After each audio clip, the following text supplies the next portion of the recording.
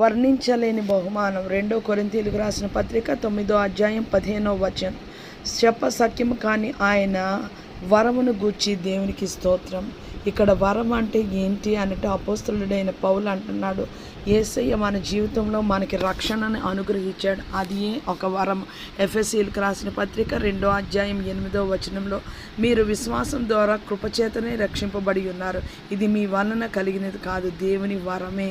ఆ వరము ఏంటి అని అంటే అది రక్షణగా మనం అర్థం చేసుకోవాలి.